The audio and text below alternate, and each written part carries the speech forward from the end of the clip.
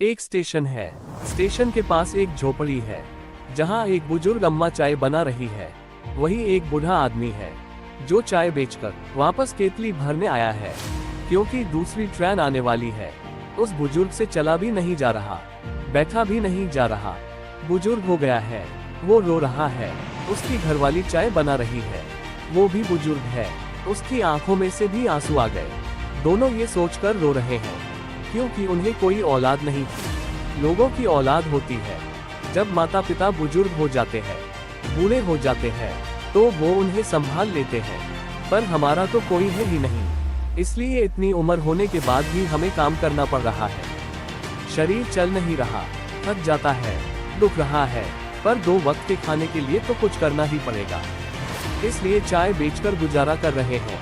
ये दोनों अपने कर्मों को रो रहे हैं, औलाद को रो रहे हैं कि हमारे पास औलाद नहीं है। दूसरों के पास औलाद होती है जो बुजुर्गों को संभालते हैं। ये चाय बेच रहा है। जब ट्रेन स्टेशन से निकल गई, देखा एक बुजुर्ग दंपति बेंच पर बैठे हुए हैं। सुबह से शाम हो गई है, फिर भी वही बेंच पर बैठे हुए हैं। चाय वाले बुजुर्ग ने सोचा, सुबह से बैठे हैं, कुछ बोल ही नहीं रहे, मैं ही पूछ लेता हूँ, कुछ काम हो तो। शाम को जब चाय वाले का घर जाने का वक्त हुआ, तब चाय वाले वृद्ध ने उस बेंच पर बैठे हुए वृद्ध दंपति से पूछा, कहाँ जाना है आपको? तब वो वृद्ध दंपति ने कहा, नहीं, वो आएगा। तब चाय वाले बुजुर्ग ने पूछा, बताओ तो सही, किसका इंतजार कर रहे हैं आप? सुबह से शाम हो गई, कौन आने वाला था आपको लेने? तब वो वृद्ध दंपति ने कहा, हमारे 2 बेटे हैं, एक छोटा एक बड़ा। छोटे बेटे ने ट्रेन में चढ़ा दिया है कि बड़ा बेटा स्टेशन पर लेने आएगा यहाँ पर, और हम पति पत्नी अनपढ़ हैं, गवार है। बड़ा बेटा तो लेने आया नहीं है, तो ये चिट्ठी लिख कर दी है छोटे बेटे ने। हमें एड्रेस पता नहीं है, आप ये एड्रेस पढ़कर बता दो, तो हम खुद ही बड़े बेटे के घर चले जाते हैं। जब वो चिट्ठी चाय वाले बुजुर्ग ने पढ़ी, उसका दिल कांप उठा।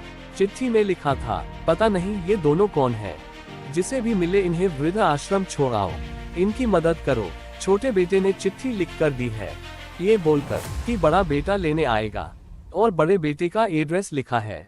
बड़ा बेटा लेने नहीं आया। 2 बेटे होने के बाद भी इन्हें घर से बाहर निकाल दिया है। जब चाय बेचने वाले बुजुर्ग ने ये चिट्ठी पढ़ी, वो आसमान की तरफ देखा और शुक्राने करने लगा, ए खुदा, ए भगवान, तेरा शुक्र है कि तूने हमें औलाद नहीं दी। हम तो रोज इस बात को रोते रहते थे कि हमें कोई औलाद नहीं। यहाँ 2 औलाद होते हुए भी ये माता पिता बेघर है। कथा का सार, अब यहाँ पर एक बात सोचने वाली है कि औलाद होनी चाहिए कि नहीं होनी चाहिए।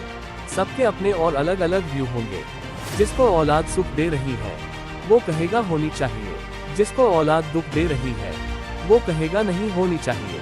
अब हकीकत यह है, ना सुख आपकी औलाद दे सकती है और ना दुख। सिर्फ औलाद ही नहीं, पति हो या पत्नी, माता पिता हो या फिर कोई रिश्तेदार, कोई आपको सुख या दुख नहीं दे सकता। अगर आपको कोई सुख या दुख दे सकता है, तो वो है आपके कर्म। जी हाँ दोस्तों, सुख और दुख देते हैं आपके कर्म। अपने कर्म संवार लो, आपका आगे का वक्त संवर जाएगा। अपने खुदा, अपने ईश्वर का नाम लो, अच्छे काम करो, किसकी भी निंदा चुगली ना करो, ना किसी का बुरा सोचो, ना बुरा बोलो, और ना ही किसी के साथ बुरा बर्ताव करो, क्योंकि कर्म पेड़ की तरह होते हैं। जो भी आज बीज बोओगे, वो पेड़ बनकर रिटर्न आएगा। 1000 गुना होकर अच्छा करोगे तो अच्छा बनकर रिटर्न आएगा, बुरा करोगे तो बुरा बनकर रिटर्न आएगा। शुक्रिया दोस्तों, मिलते हैं अगली कहानी के साथ।